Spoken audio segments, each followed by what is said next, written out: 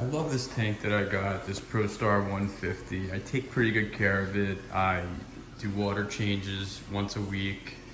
I change the filter socks. I add, my chemical media. And I have 2 gyres that are helping with filtration. But I can never seem to get the water free of all this little particulate matter. I don't know if it's coming from the rock itself, like eroding from the rock, but regardless of what I do, and if I vacuum my sump, anything, I can't seem to get it clear. So if anyone has any recommendations, I've been messing with the overflow area and the caps, trying to open it up so more water comes through, but I just can't seem to be able to get this crap out of my water. And I'm not used to that. I keep my tanks, for the most part, crystal clear, especially my display tanks. And, this is driving me a little crazy just because I wanted to get to the bottom of it. So, I've been using I used the original filter socks that came with it, then I switched out to some C-Chem 4x10 socks, and Tommy at Tanknicians suggested that I get some Red Sea filter socks that are, I guess, more durable, and I'm gonna try putting some filter floss in the filter socks and see what happens as well. But if any of you can, provide some insight as to why this is happening. I mean, if it's the stone, I guess I'll have to remove the stone and change it to something else, but the fish seem to really like it, and so do the plecos, so I'm reluctant to want to do that. I have these ice cap gyres. I have one kind of blowing stuff up from the bottom over to this gyre that pushes the wall, or pushes everything over to the overflow.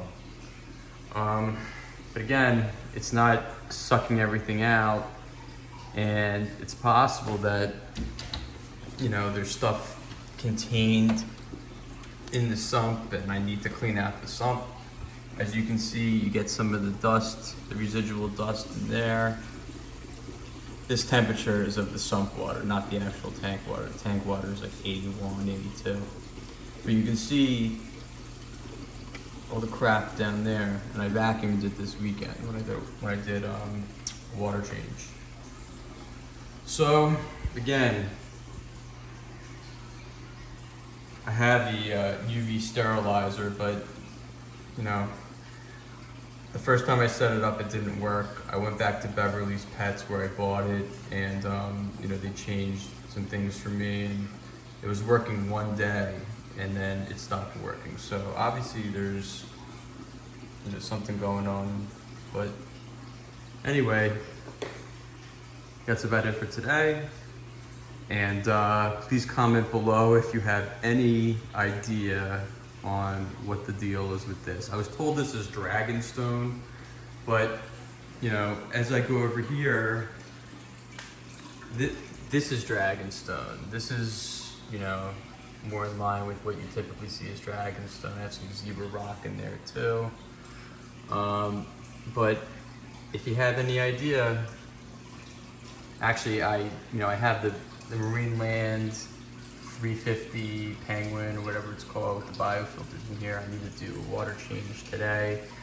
But it's getting kind of nasty. I've been running this for a while, and I kind of wanted to supplement it. So I had originally used the Marine Land little internal canister filter, which does a good job, believe it or not. I like putting these in some of my more crowded tanks just to kind of aid with the filtration. You can see in here that I have my wave makers, and today I added this Fluval Power Filter, 70-gallon capacity one, and it's pretty cool the way it works.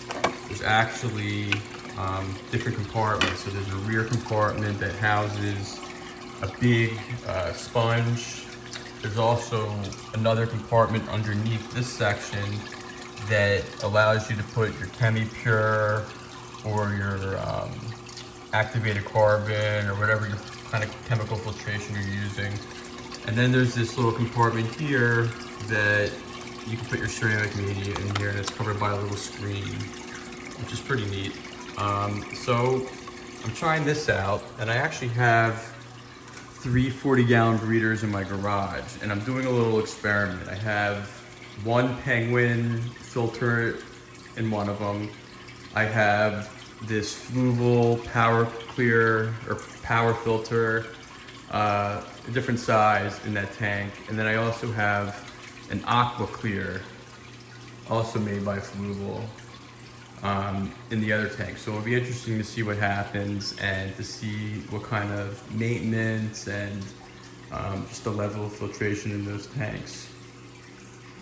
I was gonna try to switch to a canister filter for this, but I don't want to lose, the space I have down here in this antique radio. I use it to, for my printer and whatnot.